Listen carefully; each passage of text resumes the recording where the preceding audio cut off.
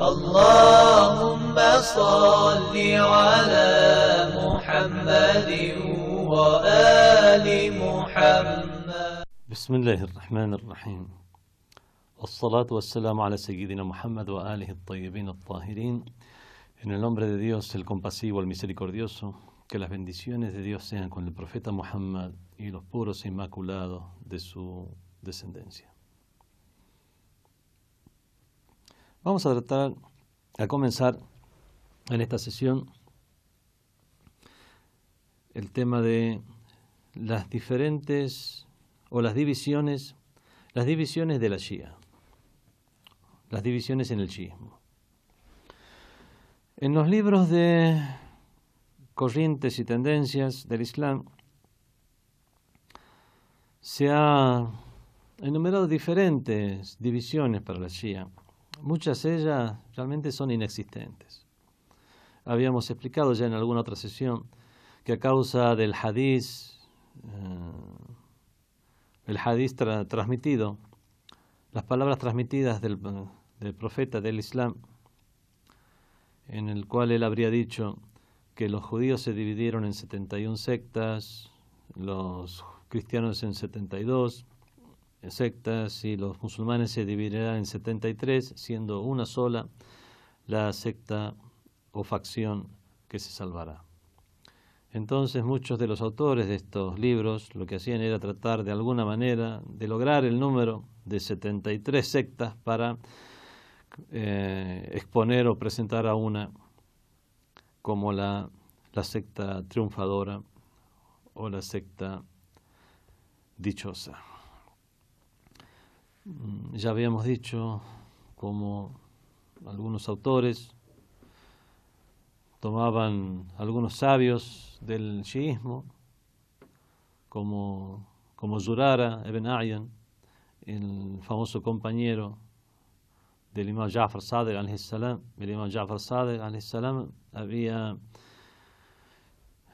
enseñado a varios de sus compañeros más íntimos ciencias, haciéndolos especialistas, a cada uno en una ciencia en particular.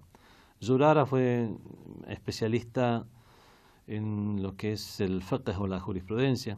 Estaba Hisham ibn Hakam, especialista en temas sobre la wilaya, sobre el imamato. Hisham ibn Salim, especialista en teología, así como lo era Mu'min al-Taq. Mu'min al-Taq también fue un gran especialista en ciencias teológicas y filosóficas.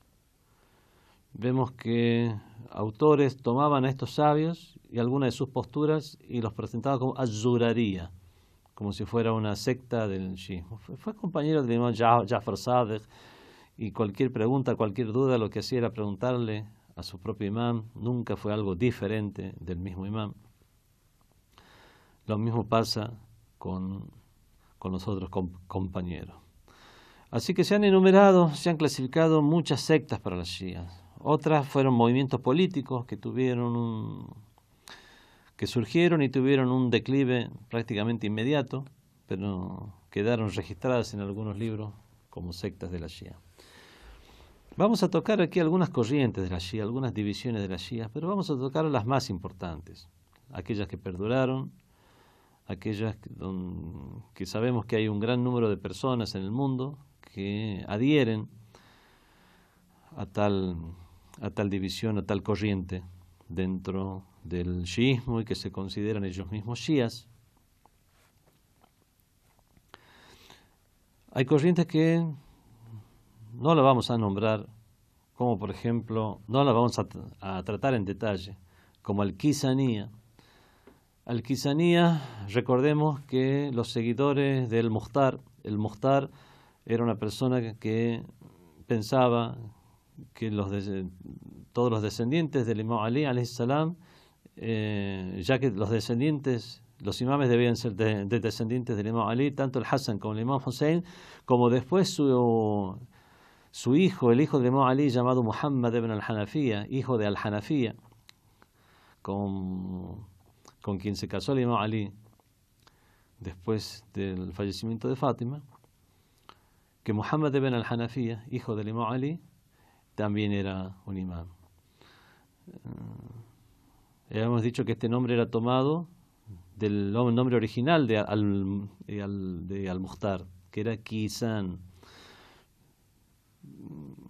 Al poco tiempo, esto es algo que duró no podemos decir simplemente unas cuantas décadas, personas que adhirieron a esta creencia. Así que no lo vamos a tratar, puesto que no tiene gran trascendencia. Otra, por ejemplo, es al-Fatahiyya. Cuando el imam Ja'far Sadiq alayhi salam tenía mucho aprecio por su hijo Ismael, su hijo mayor. Su hijo Ismael mostraba las virtudes y el imam Sadiq mostraba también tanto aprecio por este hijo que muchos pensaron que él iba a ser el imam después de él. Pero Ismael murió en vida del imam Ja'far Sadiq. Ya explicaremos este tema cuando hablemos sobre los ismaelitas. El hijo que le seguía era Abdullah al-Aftah. Le decían al-Aftah porque Aftah significa que tiene ancho los pies. Él tenía ancho los pies y eso significa al-Aftah. Abdullah al-Aftah no tenía estas virtudes y no tenía esta consideración por parte del imam. Es más, el Abdullah al-Aftah, después de su padre, el imam Ja'far Sadiq, él mismo tuvo la pretensión de ser un imam.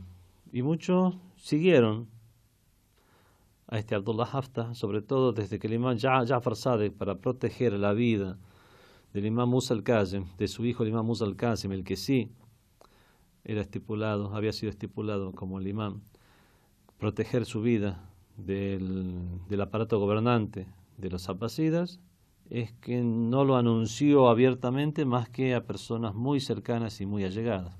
Aprovechó esta oportunidad Abdullah al-Aftah y proclamó su imamato, pero él no vivió más que 70 días después del imam Ja'far Sadiq alayhi salam, así que también fue algo, podemos decir, muy transitorio, y aquellas personas que se vieron engañadas con Abdullah al-Aftah rápidamente retornaron, digamos, a la línea original del chiismo y se convirtieron en seguidores del imam Musa al-Kazim alayhi salam. Tampoco vamos a tratar en detalles cuáles fueron las ideas de al-Fatahiyya.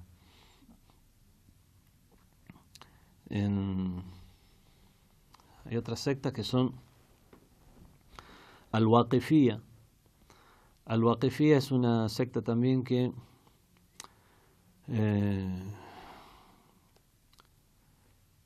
pensaron que el imam Musa al-Kazim alayhi salam realmente no había muerto, sino que se había ocultado y que era el Mahdi ya prometido para el final de los tiempos. Y de esta forma no aceptaron el imamato del imam Ali ibn Musa al-Rida alayhi salam. Por eso a ellos se le dice al-Waqifiyya, porque se detienen. Waqafa significa detenerse. No aceptaron el imamato del imam Ali ibn Musa al-Rida y se detuvieron el imam Musa al-Kazim. Esto también hoy en día no perduraron mucho en la historia. Entonces no vamos a tratar ni al-Kisaniyya, ni al-Fatahiyya, ni al-Waqifiyya. La que sí vamos a tratar es, por ejemplo, al-Zaydiyya. ¿De dónde surge la secta de al-Zaydiyya? La secta de Zaydiyya viene de Zayd, hijo del imam Ali Zayn al-Abidin. Cuando estudiemos el Zaydiyya ya vamos a ver su historia. Hoy en día tiene seguidores en el Yemen, que hoy en día está bajo el fuego de las fuerzas sauditas, donde están cometiendo los sauditas masacres contra civiles. La mayoría de estas personas que viven en el Yemen pertenecen a los Zaydiyya. o los ismailíes. Los ismailíes es una corriente del Islam que consideró que después del imam Ja'far Sadiq alayhi salam, la descendencia o el imamato se da a través de su hijo Ismael, con detalles que ya veremos en el momento que tratemos el tema de los ismaelíes. Pero también lo vamos a tratar porque es también una corriente importante. Hoy en día hay ismaelíes de diferentes corrientes porque tienen subcorrientes, tanto en la India como en el mismo Irán, en países árabes. Y otra corriente que vamos a tratar también son algunas corrientes dispersas a lo largo del mundo islámico que se identifican con la Shia. Así que, pero antes de tratar todas estas, vamos a seguir con la línea de la descendencia de los imames, que es la línea del imam Ali alayhi salam, el imam Hassan alayhi salam, el imam Hussein y la línea de descendientes del Hussein. Los 9 descendientes del imam Hussein hasta llegar al imam el Mahdi, el 12º de los imames, y los que aceptan a esta línea de imames se llaman duodecimanos, por aceptar a dos imames, o simplemente imamitas. Recordemos que cuando hablamos de teología, el término para decir cuál es la corriente shia en teología, shia duodecimana, es decir, imamita. Y cuando hablamos de jurisprudencia, el término es ja'farita, según el tema del que estemos hablando. Así que vamos a comenzar con el tema de los imamitas, o sea, la corriente teológica del shiismo duodecimano. Bueno, en lugar de decirlo tan largo, vamos a decir simplemente los imamitas. Imam en el idioma, idiomáticamente, es aquel a quien los demás siguen, aquel que dirige a los demás y los demás siguen. Y la palabra shia significa seguidor. Así que vemos que la palabra imam y la palabra shia son dos palabras que están muy relacionadas entre sí y que se complementan. Los imamitas o shias duodecimanos son aquellos que aceptan o sostienen el imamato de Ali ibn Abi Talib inmediato después del profeta del Islam y después del imam Ali, su hijo el imam Hassan, después el hermano de imam Hassan, el imam Hussein, también hijo del imam Ali, y después el imamato de los 9 descendientes de al-Hussein, que son el imam Ali Zain al-Abidin, el imam Muhammad al-Baqir, Ja'far al-Sadiq, Musa al-Kazim, Ali al-Rida, Muhammad al-Jawad, Ali al-Hadi, al-Hassan al-Akhir al-Askari, y el último de los imames, el duodécimo imam, el imam Muhammad ibn al-Hassan al-Mahdi, con todos ellos sea la paz.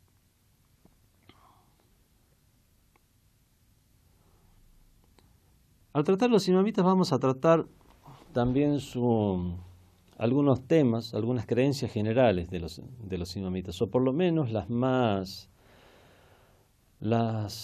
preponderantes, las que más se destacan.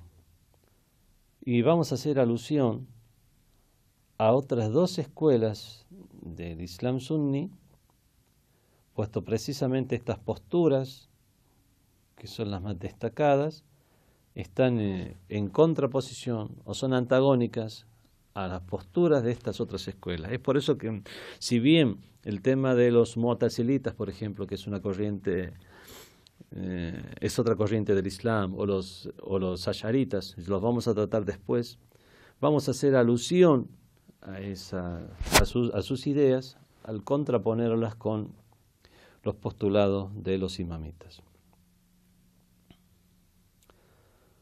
Bueno, ya habíamos dicho que si bien todas las demás corrientes del Islam surgieron a causa por eventos o circunstancias, y no por pensadores que se hayan simplemente sentado a reflexionar y de esa manera expusieron después el resultado de su reflexión, sino que fue a través de eventos políticos o circunstancias que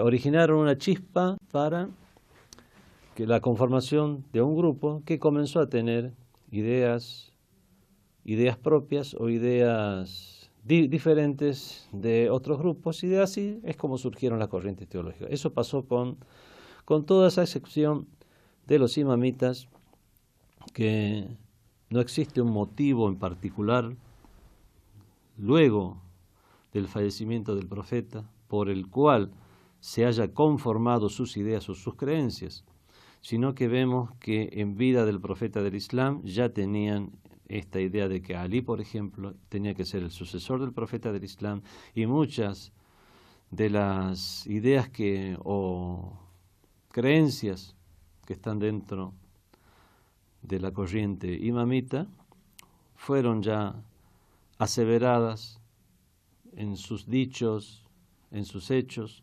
los imames, por los imames de Ahlul Bayt, inclusive antes de su formulación oficial, como se dio en la época de los imames Muhammad al-Baqir y Ja'far Sadiq.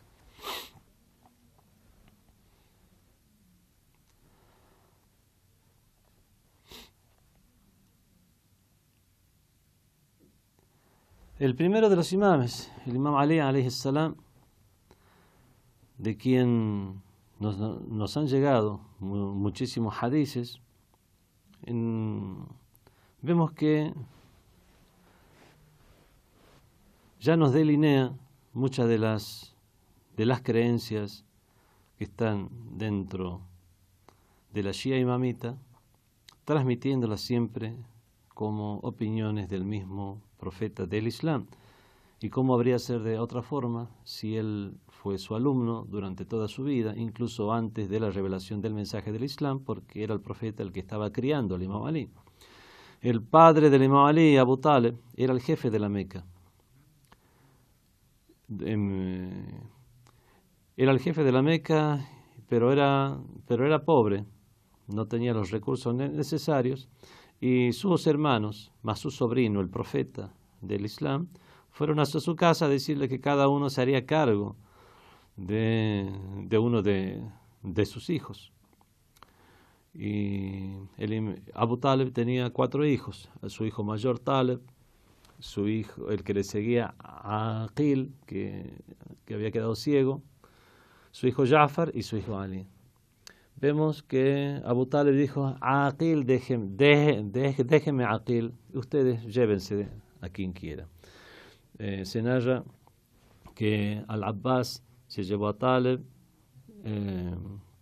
Hamza se llevó a Ja'far, y Ali fue criado en la casa del profeta del Islam. Vemos que fue criado Ali en la casa del profeta del Islam incluso antes de la revelación del mensaje. Por lo tanto, durante toda su vida fue alumno del profeta. Por lo tanto, todas sus enseñanzas, todo aquello que él transmitió después, simplemente era el conocimiento del profeta del Islam. Y esto lo dejó en claro el profeta al decir: Ana Madinatul Ilm wa Aliyun Babuha, yo soy la ciudad del saber y Ali es su puerta. El profeta, si bien daba discursos y aunque no tuvo nunca la oportunidad de dar clases sistemáticas, daba enseñanzas obviamente en sus charlas públicas.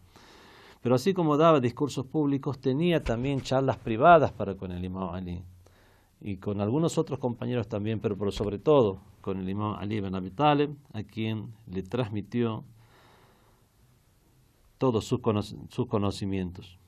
Llegó a decir el imam Ali: el profeta, incluso en su lecho de muerte, cuando mandó a llamar el profeta a Ali alayhi salam, se le acercó el Imam Ali, después le preguntaron qué le dijo, porque hablaron en confianza entre ellos, y dijo: abrió para mí 1000 puertas de conocimiento, cada una de las cuales abre 1000 puertas más. El Imam Ali alayhi salam también hizo lo propio, daba charlas públicas, pero también tenía sus propios compañeros íntimos a los cuales le daba charlas, les hablaba sobre nociones mucho más detalladas que a lo mejor el común de la gente no estaba capacitada para poder llegar a comprender, no estaban formadas para ello. Y eso lo vemos, por ejemplo, en temas como la predestinación y el libre albedrío, donde hay hadices en los cuales viene un beduino a preguntarle acerca de la predestinación o el libre albedrío, y el Imam Ali le responde que eso que dice el Corán, que acepte y crea eso. Porque el Corán a veces dice que ciertamente hemos orientado el camino y el hombre puede ser agradecido o puede descreer, como si todo estuviera en nuestras manos. Y otras veces el Corán da a entender que todo sucede por lo que Dios ha dispuesto. Por lo tanto, muchos no comprendían, ¿hay predestinación o hay libre albedrío? Veía una persona como un beduino sin mucha capacidad intelectual, y el Imam Ali decía: eso mismo que dice el Corán, eso mismo debes tomarlo y creer. Pero estaban sus compañeros más íntimos, a los cuales les enseñaba cuál era la postura respecto a la predestinación y el libre albedrío, donde hay cosas que no elegimos, están predestinadas, hay cosas que Dios ha predestinado, pero ha predestinado también que tengamos libre albedrío. Por lo tanto, hay también un rango de situaciones en las cuales nosotros podemos, dentro de lo predestinado, actuar. Este tipo de nociones ya las explicaba el Imam Ali alayhi salam para personas que ya tenían la mayor capacidad. ¿Para qué decir ya de los conocimientos heredados del profeta que él a su vez legó a los imames de su descendencia? Y estamos hablando aquí ya de ese conocimiento especial que es transmitido de un imam a otro. Habíamos dicho entonces que en la época del imam Ja'far Sadiq, el imam Muhammad al-Baqir y Ja'far Sadiq, con ambos sea la paz, es que ya de manera sistemática ya se comenzó a formular más las nociones del chiismo, incluso tal como la conocemos ya hoy en día. Ellos le enseñaron a algunos de sus compañeros más íntimos también. Entre los que más se destaca son Hisham ibn Hakam, ya lo habíamos nombrado, Hisham ibn Salem, Mu'min al-Taq, Tayyar. Cada uno de ellos fue un especialista en un tema en particular. Son famosas las debates de Hisham ibn Hakam con sabios de otras escuelas del Islam, sobre todo en lo relacionado al tema del imamato.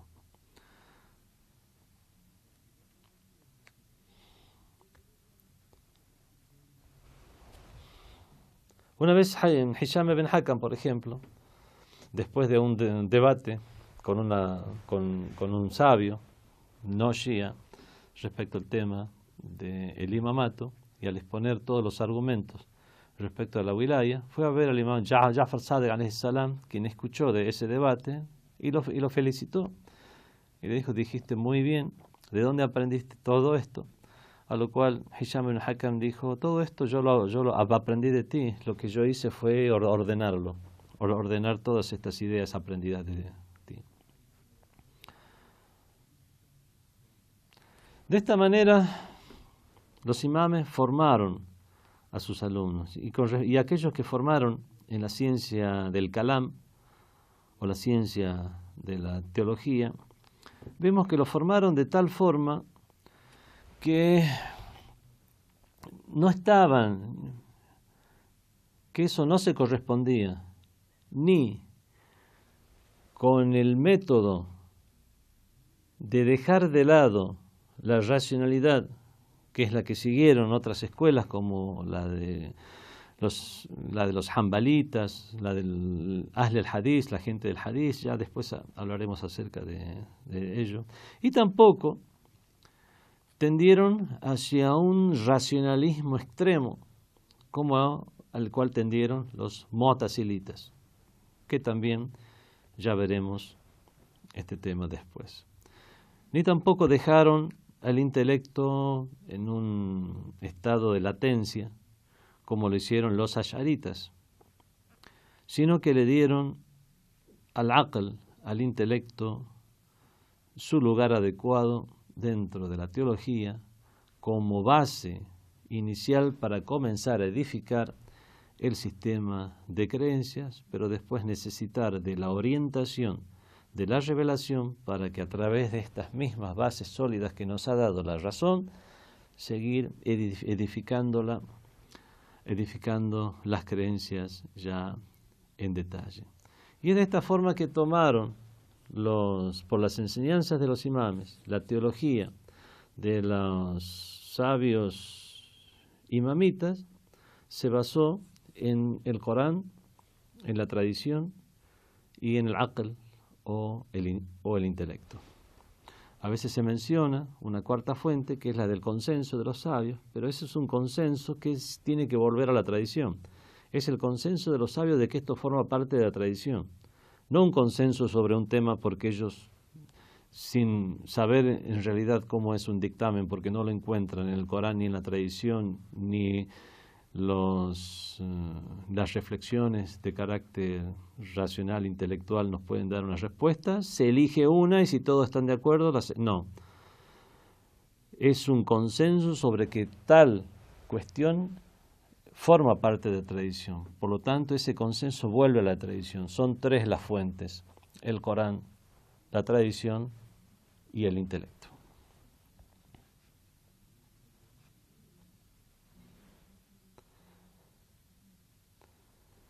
Los imames también enseñaron a sus alumnos usar el intelecto y la manera del buen debate y el debate amable con los opositores o con los rivales académicos, cosa que los mismos imames hicieron, siéndonos transmitidas muchos de sus debates, sobre todo los que tuvieron el imam Ja'far Sadiq alayhi salam, o los que tuvo también el imam Ali ibn Musa Rida alayhi salam, son famosos y registrados en la historia. ¿Cuáles son los principios de la religión en la escuela imamita? Los principios en el Islam, los principios del Islam de todos los musulmanes son tres principios, que es la creencia en Dios, el monoteísmo, la creencia en los profetas y la creencia en el más allá. Estos principios son comunes a todos los musulmanes. Ahora, en la escuela imamita, además de la creencia en Dios, hay uno de los atributos de Dios que es el de la justicia, del cual se derivan varios temas, como es la predestinación, el libre albedrío, el destino del ser humano, considerar o no que las cosas son buenas y malas en esencia y no buenas o malas por disposición divina. Todos estos se derivan del tema de la justicia y son tantos temas con los cuales se entra en controversia con otras escuelas que los imamitas consideran como un subprincipio o como un principio independiente.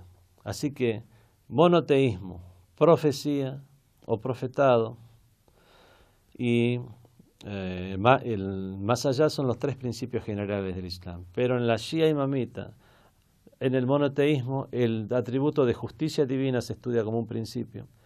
Y del tema de la profecía se deriva la continuación de la función de los profetas sin ser profetas, o sea, el tema del imamato se deriva del tema de la profecía. Por lo tanto, se estudian 5, que son el monoteísmo, la justicia divina, la profecía, el imamato y el tema del más allá. Esos son los 5 principios según los imamitas.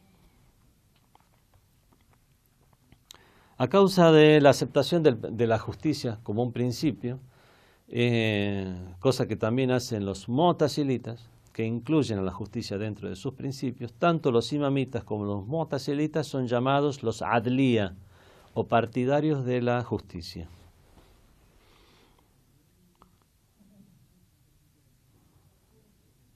Bueno, el tema del imamato obviamente también es un tema con el cual surgen muchos debates y muestra la clara diferencia con las otras corrientes, y es precisamente por lo cual se diferencian los imamitas, y es por eso que, por su importancia, es considerado un principio independiente, sobre todo basándose en el hadith o narración que reconocen todas las escuelas del Islam, que dice: aquel que no tiene un imam, Shaitán es su imam, o aquel que dice: quien muere sin conocer al imam de su época, ha muerto la muerte de la Jahiliya, o sea, la época de la ignorancia preislámica. En el mismo tema del monoteísmo, si bien todas las corrientes, todos los musulmanes aceptan el monoteísmo, la creencia de que no hay divinidad más que Dios, hay aspectos en la creencia del monoteísmo que obviamente se diferencian una corriente de otra, y por eso es que surgieron como corrientes teológicas diferentes. Generalmente tienen que ver las diferencias con lo que hacen los atributos divinos. Algunas corrientes que negaron que Dios tenga atributos, que es simplemente una ilusión nuestra, que es simplemente Dios y nada más. Otros hablan de una separación entre lo que es su esencia, la esencia divina, y los atributos divinos. Otros hacen una diferencia entre los atributos, entre atributos divinos que tienen que ver con la esencia y atributos divinos que tienen que ver con la creación. ¿A qué se refieren con esto? Atributos divinos que tienen que ver con la esencia son todos esos atributos donde únicamente nos es suficiente considerar la esencia divina para saber que los tiene. Dios tiene voluntad, la tiene. Aun cuando no exista nada más, Él tiene voluntad. Dios tiene vida, no una vida fisiológica, biológica, pero tiene vida. Ya sea que no exista, aunque no exista nada más, Él tiene vida. Por lo tanto, vemos que estar vivo, tener voluntad, tener conocimiento, tener arbitrio o albedrío, todo eso son atributos que Dios tiene, aun cuando no exista nada más. Pero el atributo de creador, por ejemplo, hay que considerar que existe algo más. Lo exista o no, pero hay que considerarlo. Otros dijeron: no tiene sentido hacer una diferencia. Todos los atributos son atributos de la esencia divina. No hace falta considerar algo. Dios es creador, ya sea que exista algo o no. Es como alguien que sabe ser un carpintero. Aun cuando no trabaje de carpintero, lo es. Son temas que donde ya entramos en detalles teológicos importantes, por supuesto, porque a partir de los mismos se fundamentan otras ideas, pero que en general no vamos a tratar en detalle. Podríamos hacerlo ya en otra serie de sesiones, donde ya tratemos el kalam o la ciencia de la teología, y no en este tema que es el del estudio de las corrientes teológicas. Los imamitas, entonces, con respecto al primero de estos principios, que es el tema del monoteísmo, aceptan que hay atributos de la esencia y hay atributos relacionados a los actos.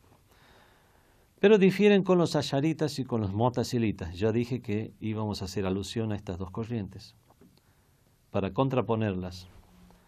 Por ejemplo, los asharitas creen que hay atributos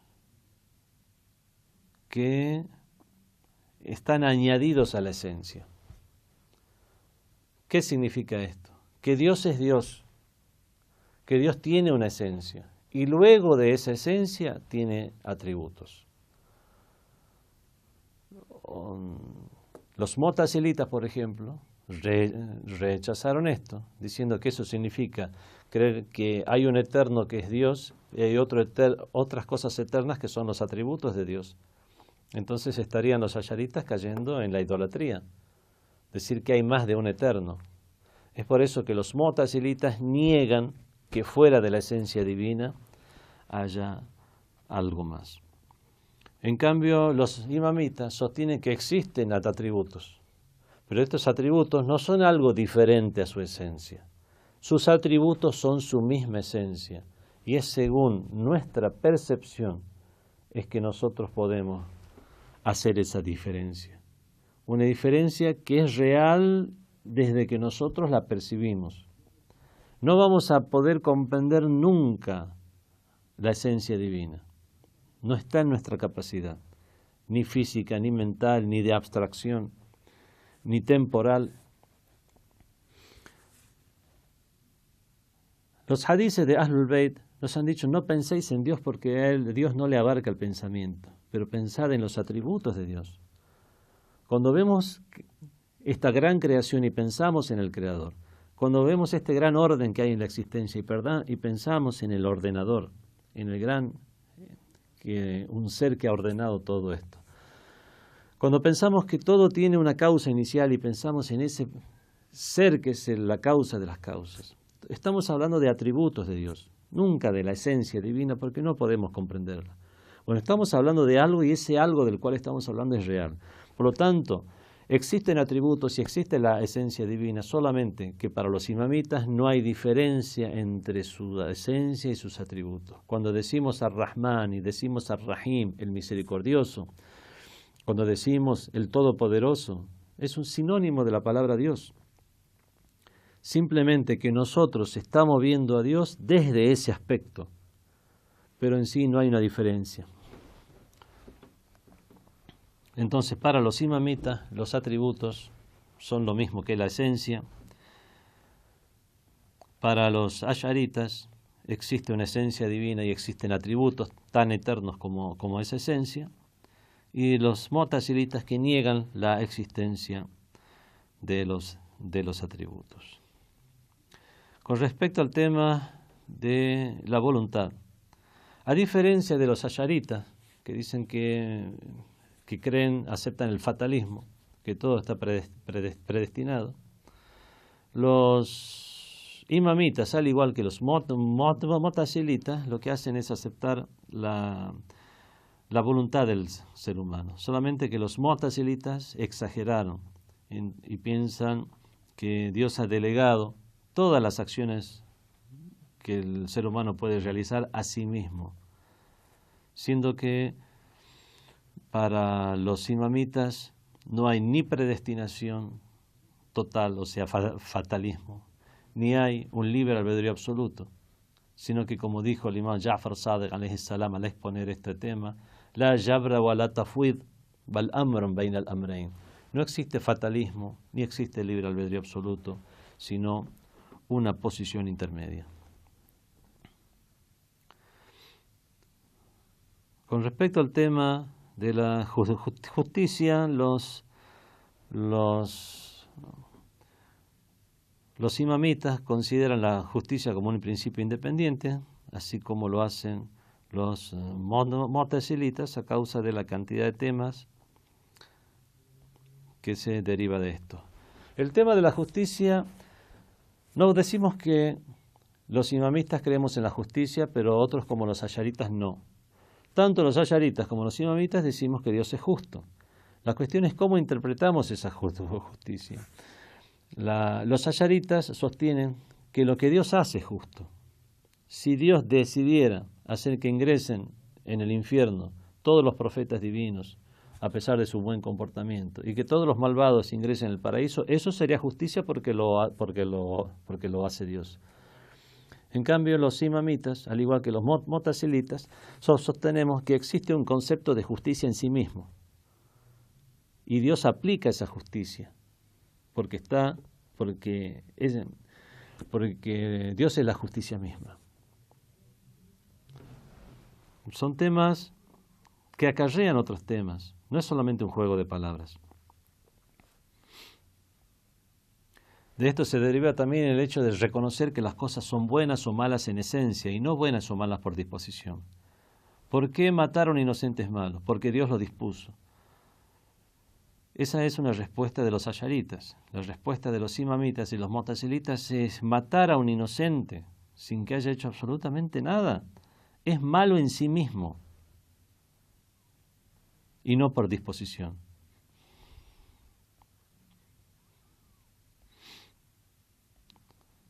Y así también el tema, por ejemplo, de ver a Dios. Según los imamitas no se puede ver a Dios. La tudrikuhul absar, como dice el Corán, no le alcanzan las miradas. Hay corrientes como la de los salafitas, en ese entonces la corriente de Ahmad bin Hanbal, donde decían que se puede ver a Dios no en este mundo, pero en el más allá. Eso es lo que decían también Ahlul Hadith, la gente del Hadith. Ya estudiaremos estas corrientes después. Dicen que en este mundo no se puede ver a Dios, pero en el día del juicio final se podrá ver a Dios. Nosotros decimos que todas esas son alegorías. No existe una forma de Dios, no existe un lugar para Dios, no existe ni un tiempo ni un lugar en el cual puede estar contenida la gran esencia divina. Por lo tanto, ver a Dios es algo que se rechaza dentro de los imamitas. Y bueno, por supuesto está la creencia en el imamato, una de las creencias fundamentales.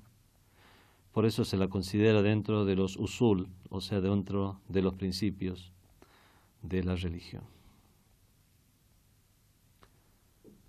No vamos a entrar más en detalles.